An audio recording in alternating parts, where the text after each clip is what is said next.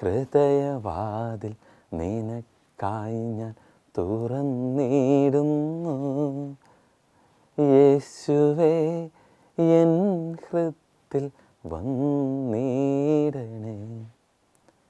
ഹൃദയം ഉരുകി ഞാൻ കേണിടുമ്പോ ചാരെ നീ കൂട്ടായിരിക്കണമേ. ഹൃദയവാതിൽ നിനക്കായി ഞാൻ തുറന്നിടുന്നു. ഒത്തിരി സ്നേഹം നിറഞ്ഞവരെ, ഹൃദയത്തിൻ്റെ വാതിലുകൾ നമുക്ക് ഈശോയ്ക്കായി തുറന്നിടാം. പ്രത്യേകമായിട്ട് നോമ്പിൻ്റെയും ഉപവാസത്തിൻ്റെയും കാലഘട്ടത്തിലൂടെ ഈശോയുടെ പിറവിക്കായിട്ട് നമ്മൾ ഒരുങ്ങുകയാണ്.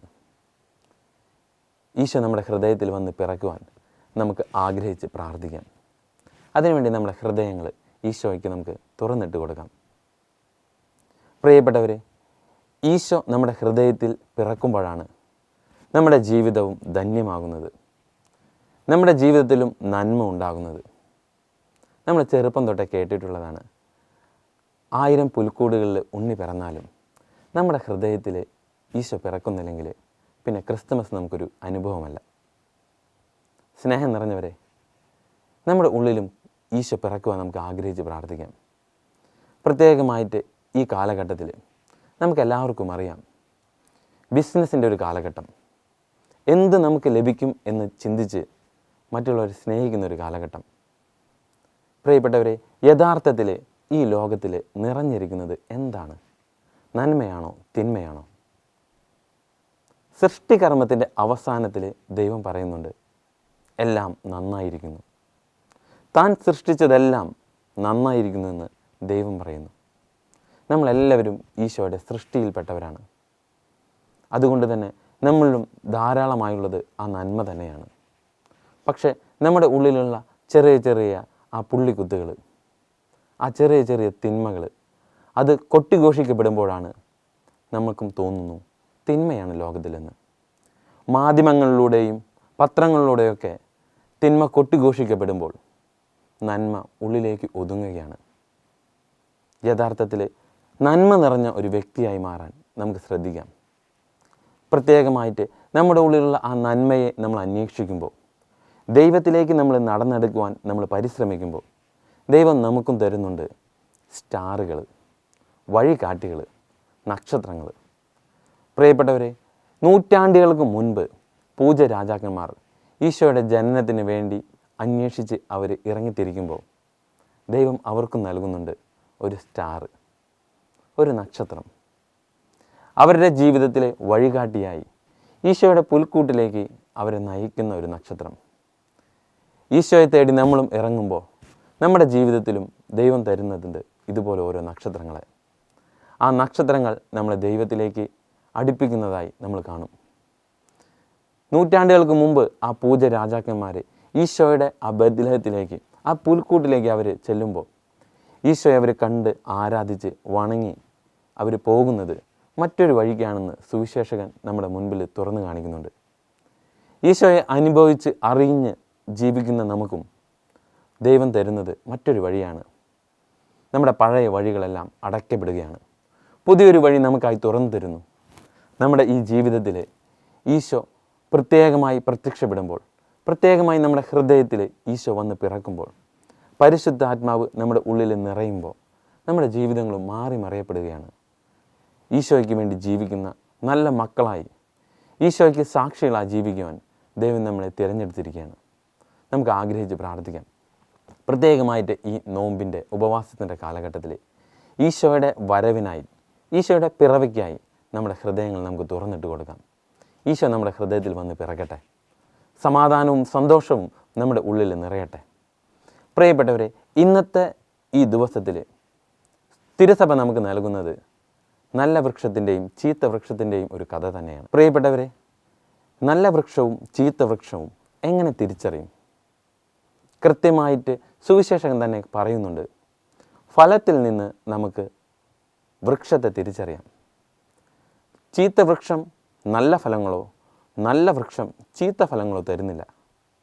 ഒരു വ്യക്തിയെ നമുക്ക് മനസ്സിലാക്കണമെങ്കിൽ, ഒരു വ്യക്തിയിൽ പരിശുദ്ധാത്മാവ് ഉണ്ട് എന്ന് നമുക്ക് അറിയണമെങ്കിൽ അവൻ്റെ പ്രവൃത്തികൾ നോക്കിയാൽ മതി. അവൻ്റെ പ്രവൃത്തികളിലൂടെ നന്മയാണ് കൊട്ടിഘോഷിക്കപ്പെടുന്നതെങ്കിൽ, നന്മയാണ് ലോകത്തിലേക്ക് അവൻ നൽകുന്നതെങ്കിൽ അവൻ്റെ ഉള്ളിൽ നന്മയാണ് നിറഞ്ഞിരിക്കുന്നത്, പരിശുദ്ധാത്മാവാണ് നിറഞ്ഞിരിക്കുന്നത്. നമ്മുടെ ഉള്ളിലും പരിശുദ്ധാത്മാവ് നിറയാൻ നമുക്ക് ആഗ്രഹിച്ച് പ്രാർത്ഥിക്കാം. പ്രത്യേകമായിട്ട് ഈ ക്രിസ്തുമസിന് നമ്മൾ ഒരുങ്ങുമ്പോൾ നമ്മുടെ ജീവിതത്തിൽ നല്ല ഫലങ്ങൾ ദൈവത്തിനായി നൽകുവാൻ, ദൈവത്തിൻ്റെ മക്കൾക്കായി നൽകുവാൻ നമുക്ക് ആഗ്രഹിച്ച് പ്രാർത്ഥിക്കാം. വർഷങ്ങൾക്ക് മുമ്പ് പോർച്ചുഗലിലെ മെക്ഡൊണാൾഡ് എന്ന ഒരു ഔട്ട്ലെറ്റിൽ വർക്ക് ചെയ്തുകൊണ്ടിരുന്ന ഒരു എഡ്ന എന്നൊരു വ്യക്തിയുണ്ട്. അവൾ ആ ഔട്ട്ലെറ്റിൽ വർക്ക് ചെയ്തുകൊണ്ടിരിക്കുമ്പോൾ ധാരാളം കുട്ടികൾ വൈകുന്നേരങ്ങളിൽ വിശന്ന് വലഞ്ഞ് അവരുടെ ഔട്ട്ലെറ്റിൻ്റെ പുറകിൽ വന്ന് നിൽക്കാറുണ്ട്. അവർ വന്ന് അവരോട് ചോദിക്കും വല്ല ഭക്ഷണവും വേണ്ടിയിട്ട്. ആ ഔട്ട്ലെറ്റിൽ ബാലൻസ് ആയിട്ട് ഉണ്ടായിരുന്ന ബർഗറുകൾ എഡ്നയും കൂട്ടുകാരികളും അവർക്ക് കൊടുക്കാറുണ്ട്. അങ്ങനെ കുറേ നാളുകൾ കടന്നുപോയി. ആ ഭക്ഷണം കഴിക്കാൻ വേണ്ടി വിശന്ന് വലഞ്ഞ് വന്ന ആ ചെറുപ്പക്കാരിൽ ഒരുവൻ പോർച്ചുഗലിലെ തന്നെ വളരെ സമ്പന്നനായ ഒരു വ്യക്തിയായി മാറുകയാണ്. പിന്നീട് അവൻ അന്വേഷിച്ച് ചെല്ലുകയാണ് ആ വ്യക്തിയെ, എഡ്ന എന്ന ആ വ്യക്തിയെ. ആ ഔട്ട്ലെറ്റ് അന്വേഷിച്ച് ചെന്ന ആ കുട്ടിക്ക് അത് കാണാൻ കഴിയുന്നില്ല. വർഷങ്ങൾക്ക് മുമ്പ് തന്നെ അത് പൂട്ടിപ്പോയിരിക്കുന്നു. എഡ്നയെ അന്വേഷിച്ച് അവൻ പല സ്ഥലങ്ങളിലും നടക്കുന്നുണ്ട്. അവസാനം അവൻ കണ്ടെത്തുന്നു. അതിനുശേഷം പോർച്ചുഗലിലെ തന്നെ വളരെ പ്രസിദ്ധമായ ഒരു ഹോട്ടൽ, ഒരു വലിയ ഒരു ബേക്കറി അവൻ ആ എഡ്നയ്ക്കായിട്ട് സമ്മാനിക്കുന്നുണ്ട്. ധാരാളം സമ്മാനങ്ങളും ഒപ്പം എഡ്നയ്ക്ക് ആ വ്യക്തി നൽകുന്നുണ്ട്. അവനെ നമുക്ക് എല്ലാവർക്കും അറിയാം. ഫുട്ബോൾ ചരിത്രത്തിലെ തന്നെ വളരെ വലിയ ഒരു ഫുട്ബോളർ ക്രിസ്ത്യാനോ റൊണാൾഡോ. പ്രിയപ്പെട്ടവരെ, ക്രിസ്ത്യാനോ റൊണാൾഡോ എന്ന ആ ഫുട്ബോളർക്ക് അവൻ്റെ ഉള്ളിലുള്ള ആ നന്മ മറ്റുള്ളവർക്ക് നൽകാൻ കാരണമായത് മുൻപ് എങ്ങോ കേട്ട അനുഭവിച്ച എഡ്ന എന്ന ആ വ്യക്തിയിൽ നിന്നുള്ള നന്മയാണ്. നന്മകൾ അങ്ങനെ കൊട്ടിഘോഷിക്കപ്പെടുന്നു. അത് പാരമ്പര്യമായി മാറിക്കൊണ്ടിരിക്കുന്നു, ഒരു തലമുറയിൽ നിന്ന് മറ്റൊരു തലമുറയിലേക്ക്. പ്രിയപ്പെട്ടവരെ, നമ്മുടെ ഉള്ളിലും നന്മ ധാരാളമുണ്ട്. നമുക്കെല്ലാവർക്കും അറിയാം ക്രിസ്ത്യാനോ റൊണാൾഡോ എന്ന വ്യക്തിയെ. മറ്റുള്ളവർക്ക് ധാരാളം നന്മ ചെയ്തുകൊണ്ട് ഇപ്പോഴും ജീവിക്കുന്ന ഒരു സുപ്രസിദ്ധനായ ഒരു വ്യക്തി. പ്രിയപ്പെട്ടവരെ, നന്മ നമ്മൾ മറ്റുള്ളവർക്ക് നൽകുമ്പോൾ അത് നമ്മിലേക്ക് തന്നെ തിരികെ വരുന്നുണ്ട്. നമ്മുടെ ഉള്ളിൽ നന്മയുണ്ടെങ്കിൽ മാത്രമേ നല്ല വൃക്ഷങ്ങളായി മാറാൻ നമുക്ക് കഴിയൂ, നല്ല ഫലങ്ങൾ നൽകാൻ നമുക്ക് കഴിയൂ. കാരണം എന്നോ ആരൊക്കെയോ കൊണ്ട വെയിലിൻ്റെ ഫലമാണ് നമ്മുടെ ഉള്ളിൽ ഇപ്പോൾ നമ്മൾ അനുഭവിക്കുന്ന സമാധാനം, നമ്മൾ അനുഭവിക്കുന്ന തണൽ. പ്രിയപ്പെട്ടവരെ, മറ്റുള്ളവർക്ക് വേണ്ടി തണലായി മാറുവാൻ, മറ്റുള്ളവർക്ക് വേണ്ടി സന്തോഷമായി മാറുവാൻ, മറ്റുള്ളവർക്ക് സമാധാനം നൽകുവാൻ നമ്മുടെ ഹൃദയത്തിലും ഈശോ പിറക്കേണ്ടിയിരിക്കുന്നു. നമുക്ക് ആഗ്രഹിച്ച് പ്രാർത്ഥിക്കാം, നന്മയുള്ളൊരു മരങ്ങളായി മാറുവാൻ, മറ്റുള്ളവർക്ക് നന്മ ചെയ്യുവാൻ.